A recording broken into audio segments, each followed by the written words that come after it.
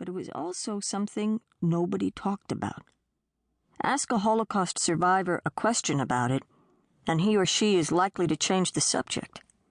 When I was growing up in the suburbs of upstate New York, my family talked about everything but the war. The survivors' motto was, "Never forget."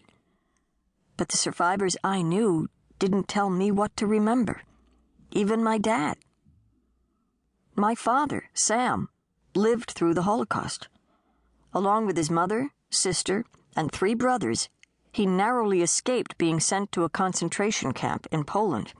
My grandfather, my father's father, was separated from his family and killed in the Black Forest massacres in Germany. The remaining members of the family fled to a refugee camp in Siberia. My dad spent his childhood in that camp, struggling to survive until the war ended. My father rarely discussed it. When he died, his story was lost. Aunt Syvia was my father's brother's wife.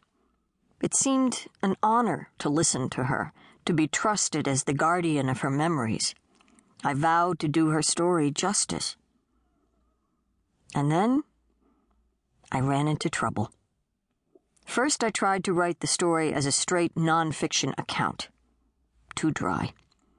Next, I rewrote it in the third-person narrative, but that didn't quite work either. Frustrated, I went back to the tapes and listened again to my aunt's lilting, European-accented voice. Suddenly, the voices of all my Jewish relatives came flooding back to me, American English tinged with Yiddish and Polish, with anxiety and resilience. The voices of my grandma, my uncles, my dad, all now deceased. And that's when I knew that I would write my aunt's story in the first person, as if she were telling the story herself. This book is written for all my relatives. For my grandmother, Rachel, who left Siberia after the war. She split up her children, sending the oldest to the new Jewish homeland, Israel. She took the other 3 to America, settling in upstate New York. The baby of their family was Sam, my father. The next youngest was Nathan. Then came David, who fell in love with and married Syvia Perlmutter. My Aunt Syvia, known when she was younger as Syvia, one of the 12 surviving children of the Lodz ghetto. When my aunt recounted her childhood to me, she spoke as if looking through a child's eyes. She made her experiences feel real, immediate, urgent. In the poetry of a survivor's words, this is Syvia's story.